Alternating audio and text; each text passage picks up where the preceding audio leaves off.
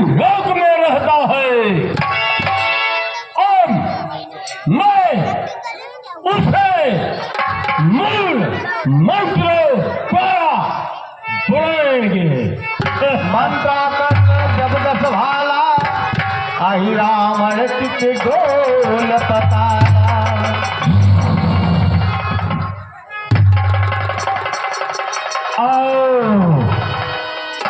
आओ बेटा, और मेरा बेटा पाताल लोक से आता होगा।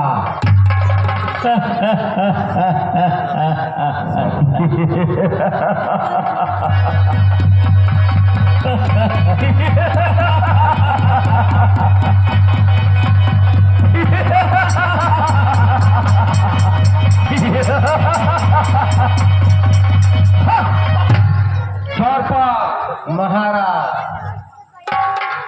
पता नहीं क्यों आज मैं सिंहासन पर मूर्छित सा हो रहा हूं और कोई शक्ति मुझे इस पाताल लोक से ऊपर पृथ्वी लोक की तरफ खींच रही है। मैं हवा में उड़ रहा हूं, इसलिए मुझे ये संदेह हो रहा है पिताश्री महाराज दशानन के ऊपर कोई न कोई संकट का बादल अवश्य छाया है और ये उनके ही आकर्षण मंत्रों का खेल है जो मुझे मूर्छित सा कर रहा है। इससे पहले कि मैं मूर्छित होकर यहाँ से पृथ्वी लोक चला जाऊं, तुम मेरी बात ध्यान से सुनो। जैसी आज्ञा हमारा।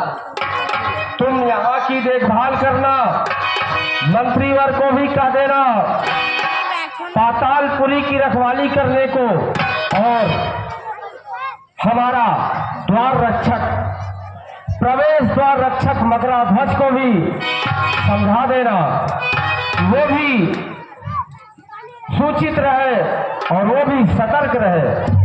ठीक है महाराज, आज्ञा का पालन होगा। द्वारपाल, मैं मूर्छित सा हो रहा हूँ।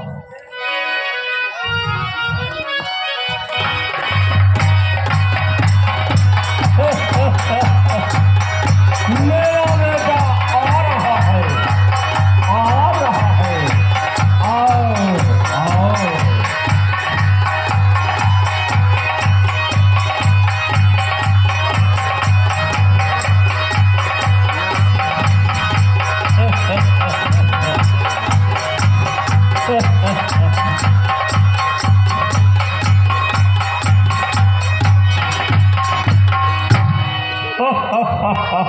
मेरा बेटा आ गया है, लेकिन मूल मंत्रों से मूर्छित है बेटा मेरा। अब मैं इसे होश में लाए।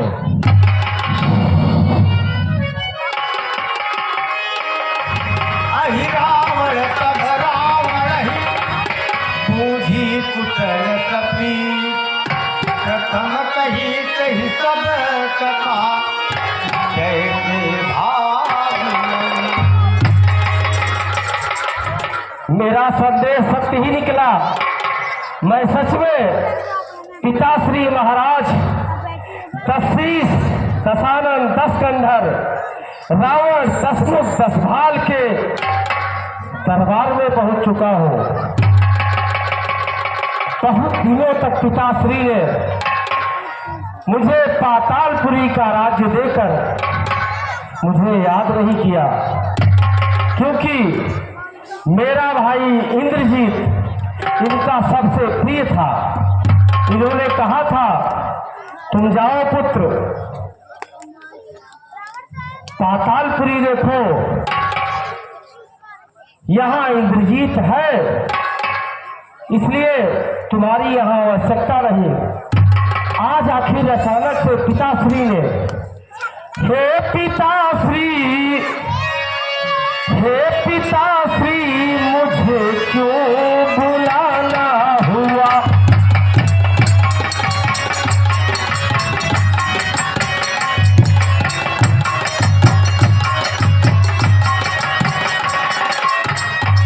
हे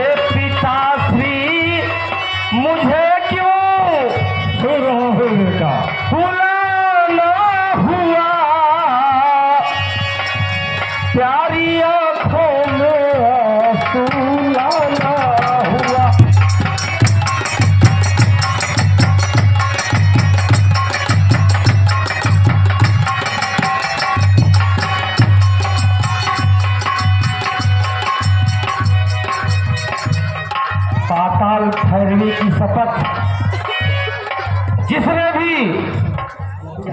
भी आपकी आंखों में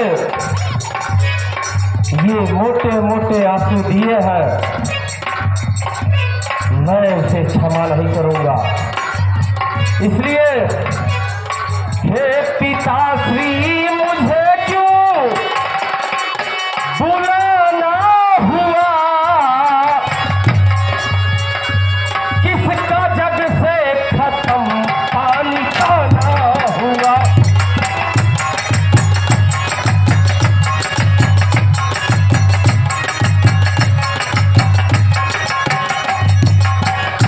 आप शीघ्र बताइए, मैं व्यग्र हो रहा हूं यह सुनने के लिए कि आखिर आपकी आंखों में आंसू क्यों, और आप इस भरे दरबार में अकेले क्यों हैं पिताश्री महाराज? कोई दिख नहीं रहा है। मेरे भाई मेघनाथ का आसन खाली है, चाचा कुंभकर्ण तो सोते रहते हैं, द्विविद, मयंद, नारंग तक, देवन तक सब कहाँ है? आप व्यग्र क्यों है? आप शीघ्र मुझे अपनी पीड़ा का कारण बताइए पिताश्री। सुनिए बेटा, मैं बता रहा हूँ।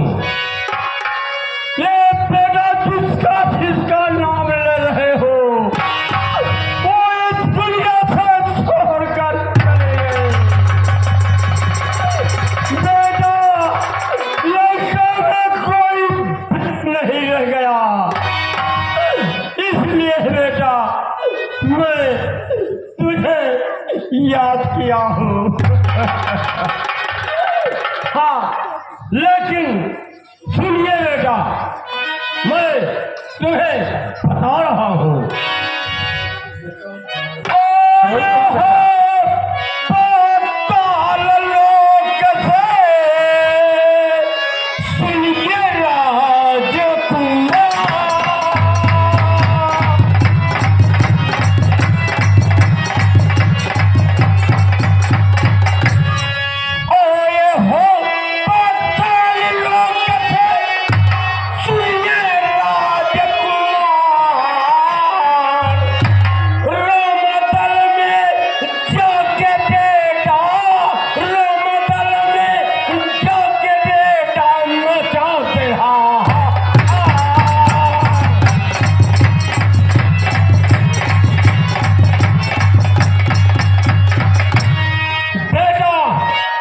सुन रहा हूँ पिताश्री।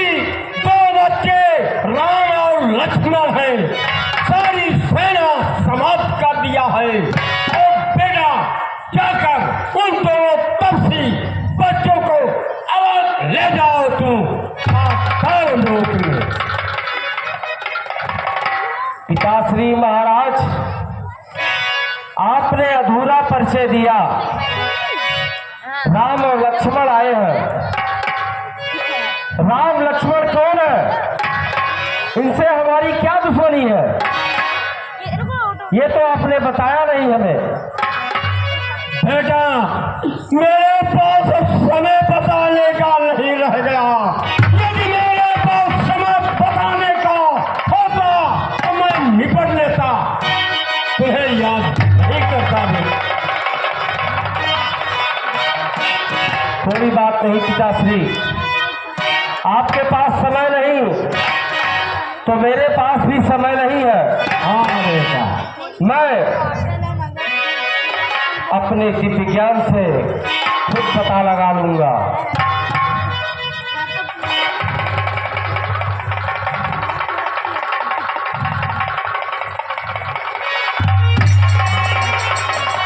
अच्छा पिताश्री, हाँ बेटा, अभी तक महाराज दशानन की हंसी व्याप्त थी यहाँ, और आप करुण क्रंदन कर करके गमगीन बना दिए। एक बार पुनः वही हंसी हो जाए आपकी।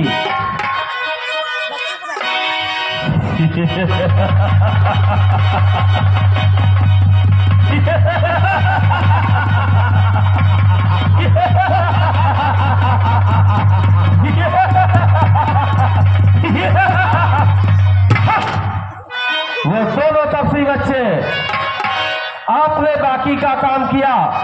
मुझे दिव्य ज्ञान से पता चला बुआ सुनपरखा के साथ उन्होंने जो भी किया उस अपमान का बदला लेने के लिए हाँ बेटा, आप उसकी पत्नी को लंका उठा लाए। और जाहिर सी बात है उसका भी ये अधिकार था, उसका भी कर्तव्य था कि वो अपनी पत्नी को छुड़ाने के लिए लंका के पास आता।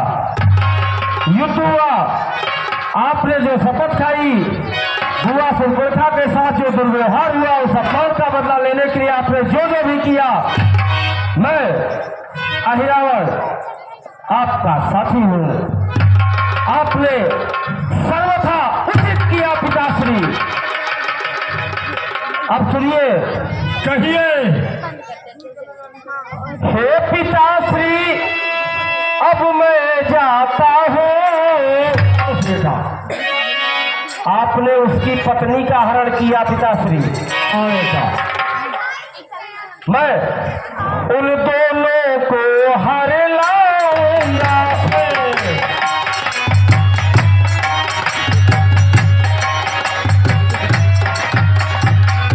और बलिदान मांगती है देवी, उनको बलि भेंट चढ़ाऊंगा। स्वाहा कर दूंगा उनको अपनी कुंड में। हाँ, ये जो चांदनी चमक रही है, चांदनी रात अति बाधक है, इसलिए पहले इसको ही हरना है।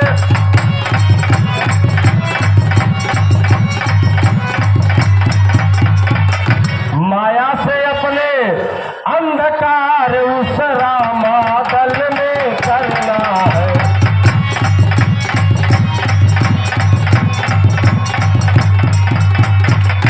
पिताश्री, मैं चलता हूँ, व्यर्थ अबेर नहीं अच्छी। मैं सीधा रामादल जा रहा हूँ। हाँ बेटा, जैसे आपने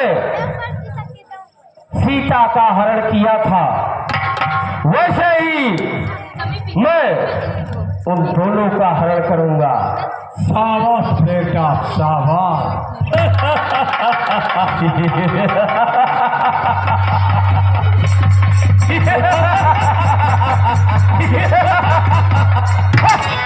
चलता हूँ पिताश्री।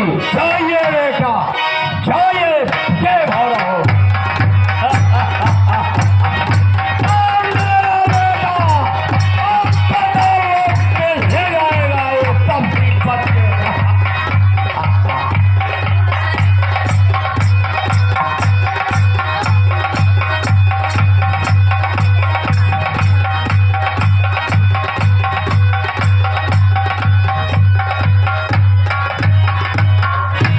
लगवा